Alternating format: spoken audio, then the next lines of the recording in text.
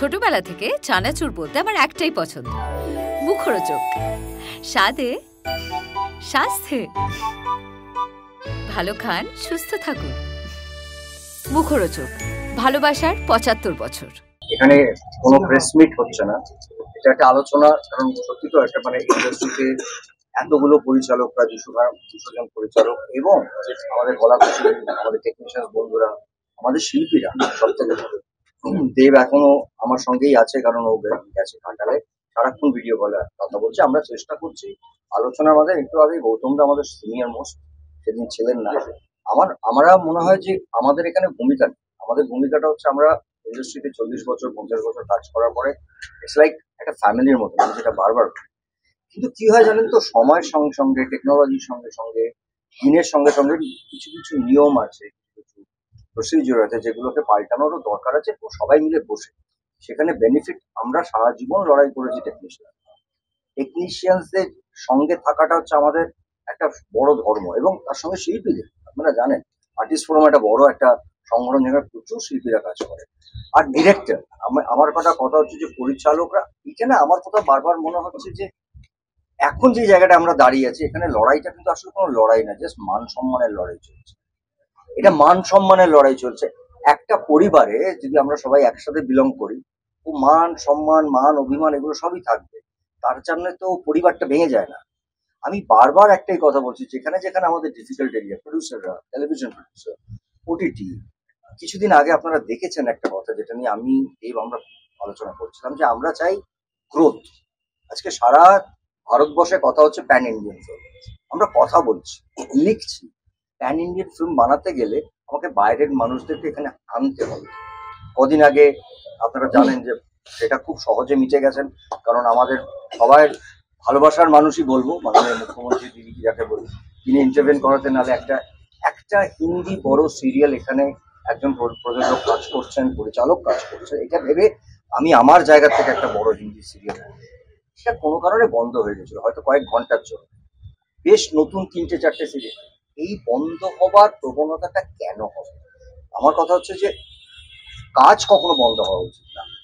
আমার ছবি বলে বলছি না, আমি এখানে অভিনেতা নই, কোনো শিল্পীরা যদি আজকে সেটে যান, আলোচনা হোক কোনো একটা বিষয় নিয়ে, একটা সমস্যা হয়েছে, কাজটা চলুক। কারণ বুঝতে হবে সেই কাজটার পেছনে একজন প্রযোজক শুধু নেই, প্রচুর মাথা কাজ করে একটা ছবি শুরু করার আগে।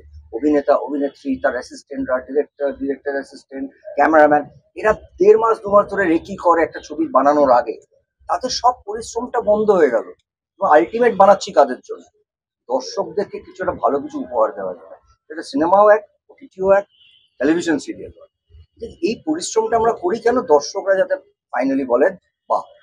আর আমি একটা জিনিস এখনো বুঝতে পারছি না, বিরোধিতাটা কোথায়? আজকে যদি বাইরের লোকরা এখানে এসে বেশি কাজ করে, কারা অ্যাডভান্টেজ পাবে? আমি একদিনে অনেকটা খেয়ে নিজের পেটটা খারাপ করবো, না আমি রোজ একটু একটু ভালো খাবার খাবো? এটা ভাবার সময় এসে গেছে আমার মনে হয়। কারণ সত্যি অনেক মানুষ আসছেন, কিছুদিন হয় চরকি, যেটা নিয়ে অনেক সমস্যা হচ্ছে। চরকি তো অনেকগুলো কাজ শুনেছি এখানে কাজ করা শুরু করতে চাইছে, হয়তো একটা কোনো সমস্যা, কিন্তু এই সমস্যাগুলো কি মেটানো যায় না? এখনো তো আমাদের মতন কিছু ইন্ডিভিজুয়াল মানুষ আছেন যারা সংগঠনের বাইরেও চাই যে আমরা ইন্ডাস্ট্রিটা গ্রো করুক। আমার এখান থেকে যদি কেউ বাইরে গিয়ে কাজ করেন, আমি সবথেকে গর্বিত। তিনি যদি বাইরের কাজ এখানে নিয়ে আসেন, তাহলে আমাদের ভালো লাগবে, আমাদের শিল্পীরা, আমাদের কলাকুশলীরা কাজ পাবে। এই জায়গাটা না কোথাও জাস্ট নীতি, কিছু কিছু পলিসি, কিছু কিছু জিনিসের জন্য আমার মনে হয় it is a very high time. অনেকগুলো বছর, এগুলো অনেক আগের, একবার বসে না যারা বিজ্ঞ, এবং তার সঙ্গে আমাদের মাননীয় মুখ্যমন্ত্রীর তরফ থেকে কোনো মানুষ থাকলেন যারা আমাদের হেল্প করলেন। কারণ এর মধ্যে অনেকগুলো লিগাল সাইড আছে, অনেকগুলো নিয়ম আছে, এর মধ্যে অনেক জিনিস পাল্টে গেছে, নিয়ম কানুন। সেগুলো বসে না একটা সুস্থ পরিবেশে আনা উচিত, যেখানে গিয়ে আমরা আমাদের কাজ আমাদের মতো আমরা করে নেবো, বাইরের মানুষদেরকে আরো ওয়েলকাম করতে পারি, যেটা বারবার বলছি। এবং তাতে আমি এখনো জোর করে বলছি, আমাদের টেকনিশিয়ানদের স্কিল, আমি ভারতবর্ষের প্রায় সব জায়গায় কাজ করেছি, আমাদের টেকনিশিয়ানদের স্কিলের ইজ এক্সেলেন্ট। আমাদের ডিরেক্টরস, আমাদের অ্যাক্টার্স, আমাদের ইনফ্রাস্ট্রাকচার এখন এই মুহূর্তে আপনারা জানেন যে সুজিত সরকারের মতন ডিরেক্টর, সুজয় ঘোষের মতন ডিরেক্টররা কলকাতায় এসে পোস্ট প্রোডাকশন করেন। কেন করেন? কারণ আমাদের সেই ইনফ্রাস্ট্রাকচারটা তৈরি হয়েছে, কিন্তু তৈরি হওয়ার পর তো গ্রো হতে হবে। একটা যদি হয়ে থাকে, আমরা চাইবো আরো 5টা। সো যেখানে আমাদের এত সুন্দরভাবে এখন স্টুডিও তৈরি হয়ে গেছে, টেকনিশিয়ান স্টুডিও এত সুন্দর করে ডেভেলপ করে গেছে, সেখানে আমরা কেন নিজেদের এই কিছু কিছু ছোট ছোট জিনিস নিয়ে কাজটা বন্ধ করছি? কাজটা কাজের মতন চলুন। হ্যাঁ, অনেকেই ভাববেন যে আজকে আজকে পরিচালকরা তো যেখানে দাঁড়িয়ে আছেন, এটা তো কাজের জন্য না, এটা তো তাদের সম্মান। একজন পরিচালক সেটে যাওয়া মানে আমরা উঠে দাঁড়াই, সে আমার থেকে বয়সে ছোট হলেও আমি ফ্লোর ছেড়ে আজও যাই না যদি না আমার ডিরেক্টর পারমিশন দেয়। আমি অনেক করে আমি একটু যাবো রে, 2 মিনিট জানি। এটা ডিরেক্টরের সম্মান, এটা প্রাপ্য সম্মান। এই সম্মানটা তো আমাদেরই দায়িত্ব সবাইকে দেবে, এবং সেই সম্মানটা পায় তারা। তারা লেফট আউট ফিল করছেন কেন? তারা লেফট আউট ফিল করবেন কেন? এটা আমাদের দায়িত্ব তারা যাতে লেফট আউট ফিল না করেন। End of the day director is a very respectable একটা পজিশন। তারা তাদেরকে সেই জায়গাটা দিয়ে কাজটা করা, আই থিঙ্ক, যেটা শিবু একটু আগে বললেন যে আমরা কাজ, এরা এরা যারা দাঁড়িয়ে আছেন এখানে কেউই কাজ বন্ধ করার জায়গায় দাঁড়িয়ে, সবাই না ইমোশনালি হার্ট হয়ে গেছে। আমি যেটা বুঝতে পারছি সবার সাথে কথা বলে, সবাই ইমোশনালি হার্ট হয়েছে, এবং সেটা না একদিনের ঘটনা না, বহুদিনের ঘটনা জমতে জমতে জমতে জমতে এই জায়গাটা এসেছে।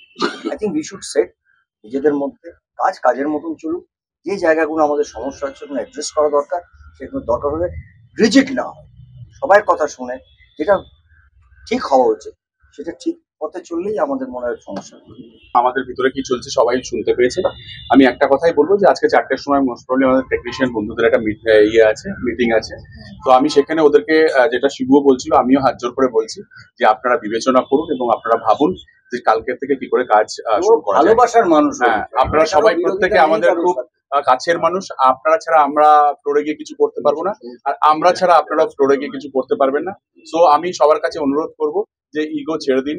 আমাদের যদি ইগো থাকে আমরা ছেড়ে দিই, আপনাদের ইগো আপনারা ছেড়ে দিন। আমরা একটা সুন্দর পলিসি করে আমরা যাতে আগামী দিন ইন্ডাস্ট্রিটাকে বড় করতে পারি এবং প্রচুর ইনভেস্টমেন্ট নিয়ে আসতে পারি, সেই দিকে আমরা যেন একটু কনসেন্ট্রেট করি। রাদার ছোটখাটো কি হলো, কে কোথায় গেল, কাকে কি কতটা পানিশমেন্ট দেওয়া হবে, কাকে কতটা পানিশমেন্ট দেওয়া হলো, এইসব ব্যাপারে কনসেন্ট্রেট না করে আমার মনে হয়